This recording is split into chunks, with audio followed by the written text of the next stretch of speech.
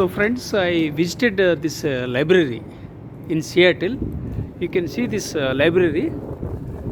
It's very cold outside in Seattle, but I am braving the heavy cold in Seattle. You can see the mountains with the snow. This is the library. This is the Seattle Public Library, Beacon Hill branch. So this is an excellent viewpoint, and I'll walk straight home. I think it will take 45 minutes or 50 minutes to walk back.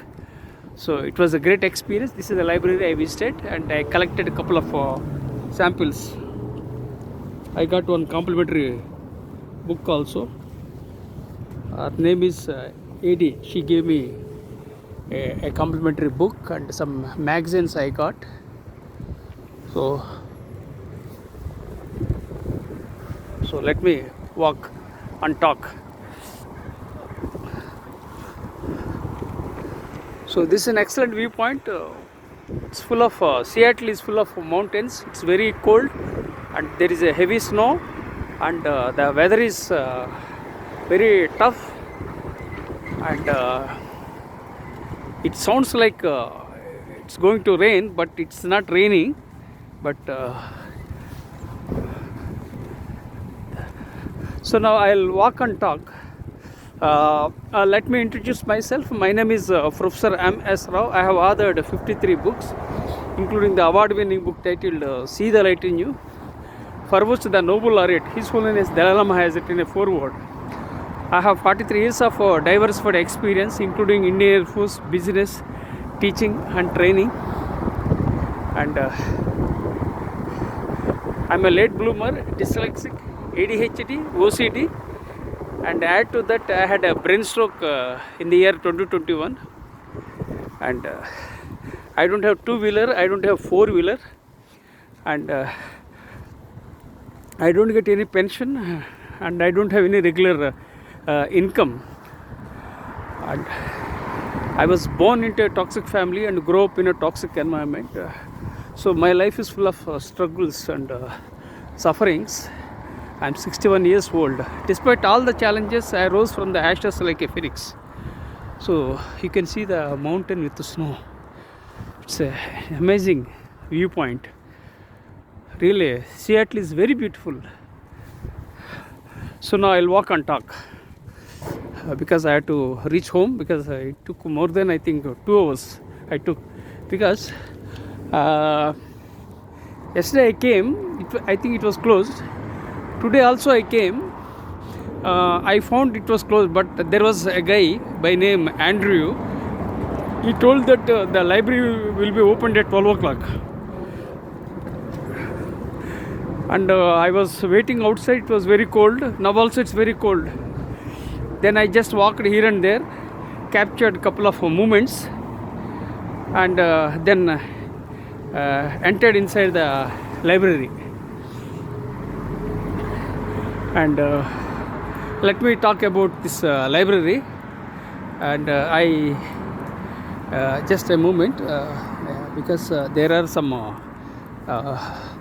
road blocks, so I have to walk carefully. And because here rules are very strict, we have to follow the guidelines, and I have to be very careful. Then I will walk. Okay, I think yeah, I'll walk. I think again I have to take a turn. I think so. Let me see if I get. So again, I think some work is going on here. So let me focus on these barriers. So I have to be very careful with these barriers with cones. Then so now some work is going on. Yeah. See, now you can see that some work is going on. Then I have to be careful. So once I morning. You can walk over. Yeah. Okay. Thank you. Yeah, you can walk right here. Like this? Okay. Thank you. Thank you. Have a great day. Bye. So he's a nice guy. So he was telling me to walk properly. and to be careful. And I was very happy that he was cautioning me, and so even I was very cautious because there is some work going on. So let me cross this barrier, then I will focus on my storytelling. Then I will share with you about my experiences in the Seattle library. So let me wait for a moment. I think there is a path here, and I'll follow that path now. Yeah, I think yes. I think this some work is going on here. You can see mountains with the snow. It's very cold in Seattle. Oh, so excellent viewpoint.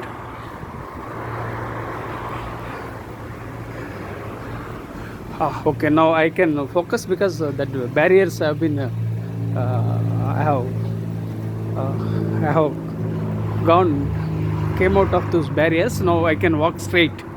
So I think I expect one signal, traffic signal, then I think one more signal. I think 2 signals I have to cross, so I have to be very mindful at the signals. Okay, fine. I visited a library and I am returning from the library. 3 things I followed in my life. One is I visit temples wherever I go in India, and I've been hitting gym for more than 40 years, and I'm a fitness freak. That is second aspect. The third aspect is that I visit libraries. So in India I visited lots of libraries because I love reading books, and because of that passion for reading I came to Seattle, and I went to this library, which I came to know subsequently that there is a library, and there is one more library here, that is Columbia Library. This is known as Seattle Library.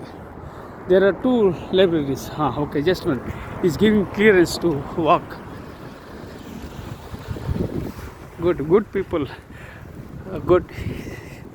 So okay, now here people can't just cross just like that. So they will give clearance. After getting the clearance only we can walk on the road, and also we can walk after getting the green signal on the junctions. That's how we do it. Okay, now let me revert to my storytelling. To read is to lead. This is the slogan just now I have created, and hopefully I'll capture this title and share with networks, because whatever the ideas I get, I capture the ideas and I will share with my connections, because I don't want my knowledge should be kept in one place. I want my knowledge to be shared. Some people they hoard the knowledge, which is very bad. What I do is that I observe people. I'm open and I observe the people and I learn from the people. Then I will add to that my existing knowledge bank. Then again I would reshare with my connections. That's what I do it. It's a thankless job, but I still do it because I love what I am doing, right? So because of that, I went to library and I enjoyed a collection of books. They have been categorized as fiction, non-fiction, biographies, CDs, then again magazine sections, then again and also they gave me some complimentary book. So you can see a complimentary book I have got. This is the book I got. Yes, I am showing to you from these people they have given, and also they gave some COVID test samples also they have given, and one complimentary book which is a non-fiction book, which of course I don't read, but I will definitely read this book because a a woman has given me this non-fiction book, which is a complimentary. It's a very bulky book and new book. And usually I ask people for help. Usually people shy and people hesitate to ask for help. But if I don't know anything, and I'll ask and learn. That's how I do it. So people might not appreciate, but I ask and get the things done. That's how I do it. At the same time, I also give things graciously to people. I'm a giver. I'm more of a giver and less of a taker. I'm a less of taker, that too in terms of knowledge. I'm more of a giver in giving my knowledge. I take knowledge and I share my knowledge. That's how I do it. This is one more junction, as I told you. So you can find, just I think I have to press the button I think. Yeah, there is a button. If I press button, then this is the button we get. Once we press the button, then they give clearance to walk. Then we can walk. Yeah, now we got the clearance. So now I can walk. See, now I got the clearance. This is so this is the junction. So you can find the junction, and I have crossed one junction and one more junction is there. Okay, so again I'll refocus on my storytelling of libraries. In India I visited libraries, and Abraham Lincoln has been my inspiration since my childhood. I love reading books, and I read thousands of books during my lifetime, and Mahatma Gandhi has been my inspiration. Apart from that, there are some leaders I admire, include Nelson Mandela, Mother Teresa, His Holiness Dalai Lama, Martin Luther King. So like that, there are some leaders I often refer to in my books and also in my training programs, because I get inspiration from those leaders, and I'm a product of my own books and my knowledge, and I believe in sharing my knowledge. So that's what I do. I do that, and it's a thankless job, but I still do it. I don't get any money, but I don't look for money. I look for getting knowledge and sharing my knowledge. That's how I do it.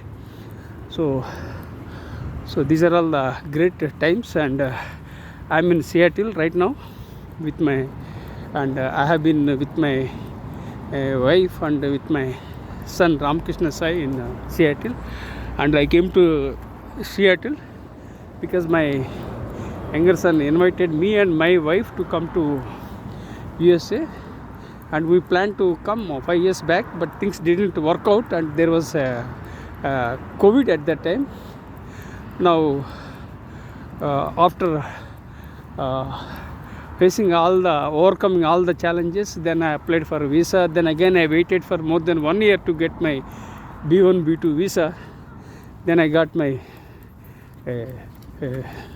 B1 B2 visa, and my wife and I came to Seattle for the first time, and we are in Seattle. Just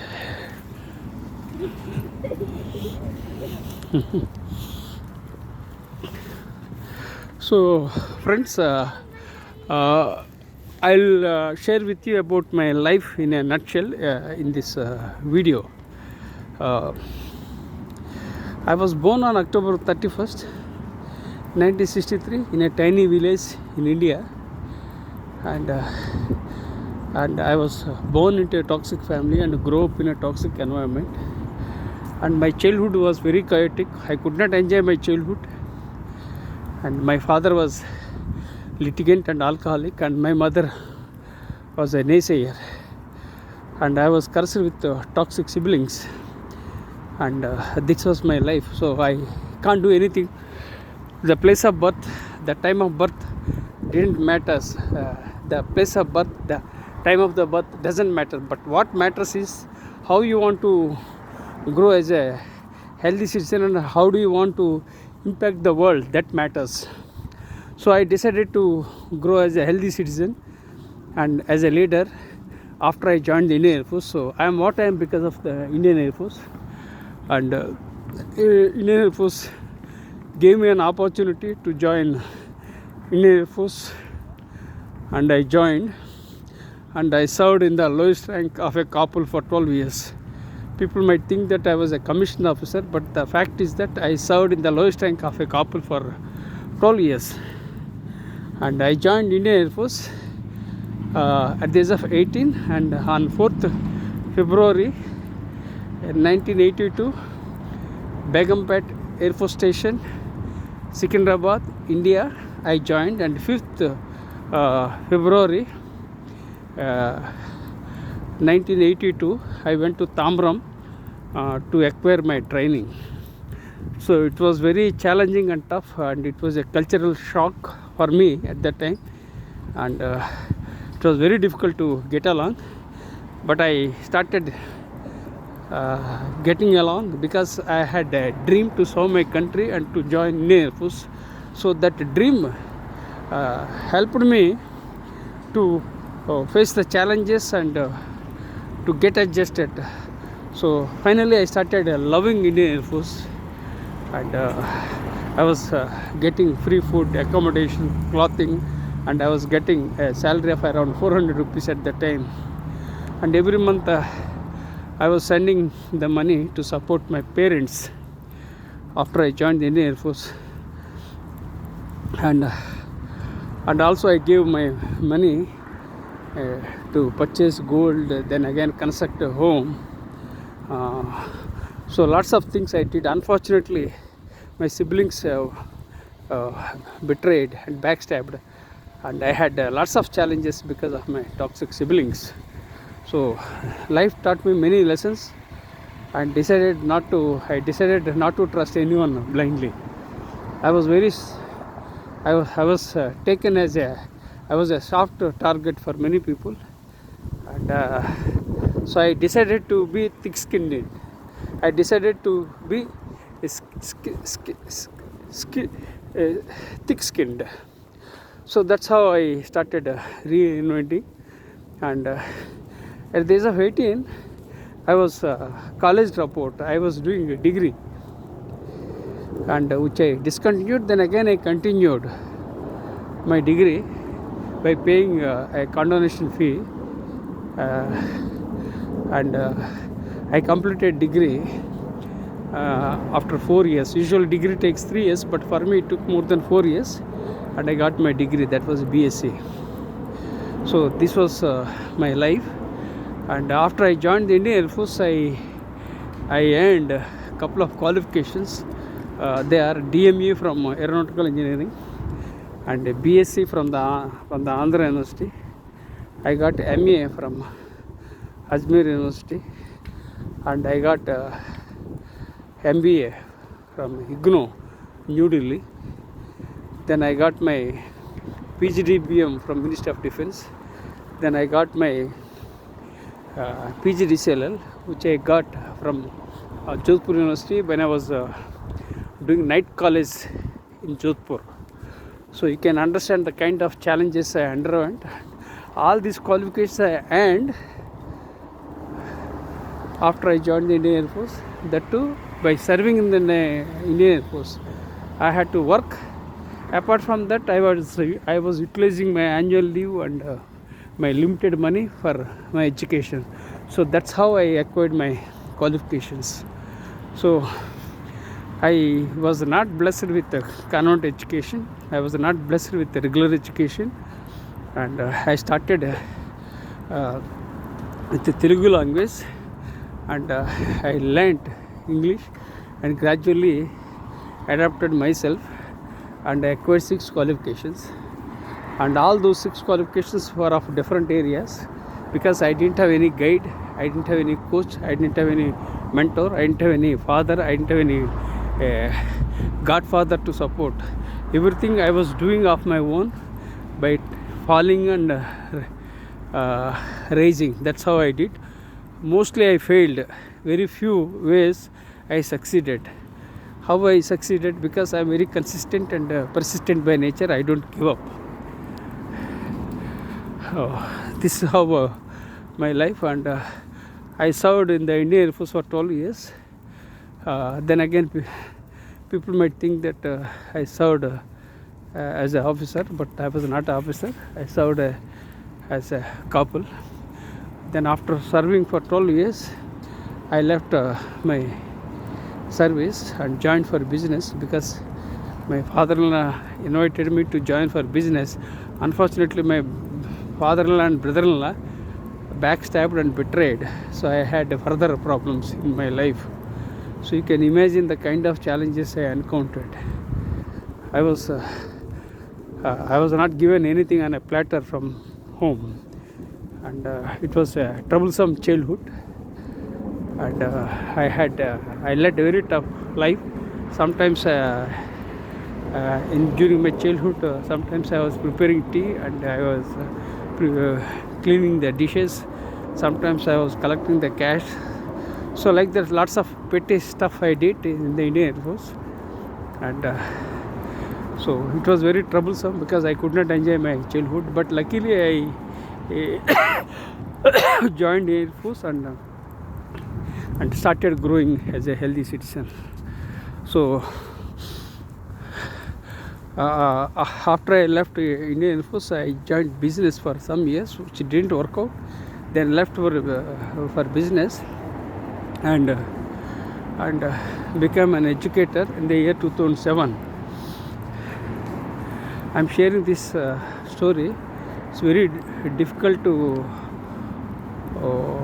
share my story because it's very cold in Seattle. It's minus. I'm walking on the trail of Seattle and I'm holding with my smartphone with left hand, and I can't shift my smartphone from left hand to right hand. Yes, my right hand has been paralyzed and numb. Add to that, now I am returning home with a bunch of books with my right hand. So this is a very tough time because in both the hands I have problems. So please empathize with me. Please consider subscribing to my YouTube channel, and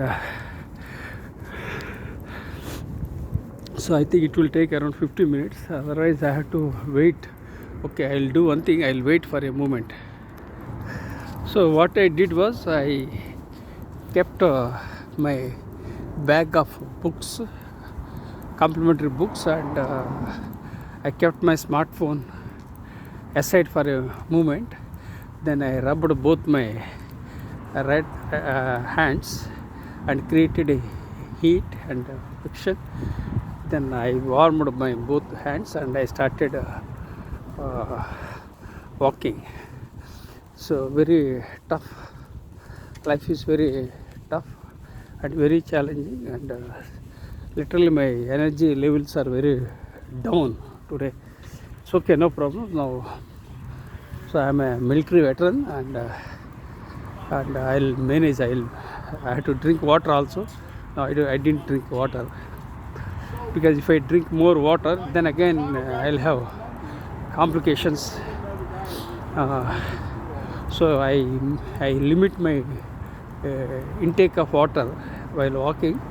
So once after I reach home, then I will drink water. Usually I drink a lot of water in India, but in Seattle I drink limited water, and so that is the challenge. So fine, now I'll share my story. So in the year 2007, I became an educator and faculty member in the year 2007, and at that time I had challenges and business challenges. I left business and I became an educator, and the takeaway from this video is that education is everything, and nobody can beat the education. That's what I am telling. And when I had financial challenges, education helped me because I had 6 qualifications. Out of 6 qualifications, I needed to have MBA. which I had. So I utilized my MBA and I joined as a faculty member because already I had an MBA. So that helped. So education helped me overcome the adversity. In my case, usually education helps for anything and everything, and it helps to lead from the front. It gives you independence and confidence. But of course it also gave me the same thing. Apart from that, those things, I also had an opportunity to serve the students. So it was an opportunity, and I became I can say that I became an accidental educator, but it was a destiny or whatever it is, and I became a faculty member, and I was getting a salary of around 8,000 or 9,000 at that time. So I managed for to live with my 2 sons and my wife. So life was very challenging. So I started leading my life, and in the month of December 2007, an idea flashed on my mind to apply for Ph.D. And I already had 6 qualifications. So then I thought, let me become a doctorate. Let me try for Ph.D. because if I do Ph.D, I can I'll add more value as a faculty member, and also it's one way of having one more qualification, learning more things from a different perspective. So then I mobilized an amount of 10,000. Then I had MBA. Then I needed to have some paper publications. So then I submitted some articles that I have published in various competitive magazines, and also I was contributing regularly to various newspapers between 1991 to 1993. So I took the printouts of these my publications. Then with those publications, with MBA qualification, then again with a fee of 10,000, I joined for my PhD in the month of December 2007. It was a turning point in my life, and I joined for my PhD. And in the year 2008 January, rules were changed and the fee was hiked. If I had delayed by a few days, then I wouldn't have joined for my PhD, and I wouldn't have been in a position to mobilize the fee, which was already higher. So it happened. All that happens for good. So the takeaway from this video is that when you get opportunities, don't say no. So grab the opportunities, because the similar opportunities may not come next time. So when you get opportunities, and you have to grab them. So people are struggling for opportunities. This is the real sense. But some people, they delay. And in my case, I don't delay. I am very proactive and positive by nature. I used to make rapid decisions. Of course, now I slow down after the brain stroke, but I used to make fast decisions. So I joined for my PhDs. That helped me. And finally, I got my PhD in soft skills in the year 2011. So then again, what I did was that I made my debut as a non-fiction author in the year 2010, and I published 53 books, and I published more than 300 research papers, and I published more than 1,000 articles in various international magazines. So like that, I made my debut as a non-fiction author, and published lots of creative stuff. I did it. All these things I did within a span of 15 years, 15 years I did it. So it's possible because of my hard work. And I wake up every day morning 4 o'clock, and night 10 o'clock I sleep. Throughout the day I work very, very hard. I take rest only at my graveyard. So I keep working. because the time on this beautiful planet is limited. So we must utilize our time in such a way that we can add value, make a difference and impact, right? So that's why I'm leading from the front to provide meaning for my life. So and as I made my debut as a non-fiction author, and I published books in different genre. I started publishing. I published in on self-help books. Then again, I published in various areas like. Just a moment. This is the second cross. Yeah, I have crossed. So I started publishing. I started with self-development, personality development books. Then I published in the areas of teaching, training, education, learning, diversity, mindfulness. So like the different areas I entered. Because I didn't stick to any particular genre, because I didn't have any guide, I didn't have any coach, I didn't have any mentor. So whatever was available, I was evaluating and exploring. Precisely, I didn't have. I created a door and opened the door. I created a door and precisely I created a door and knocked the door. Opened the door and created opportunities, availed the opportunities, executed the opportunities. That's how I led my life.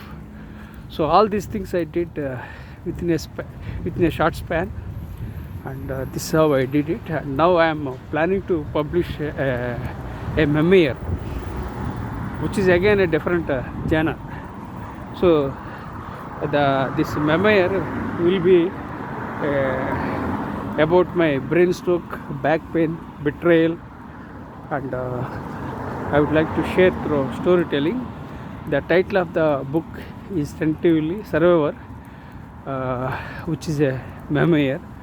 So like this, lots of plans I am having, and unfortunately the brain stroke was a dampener.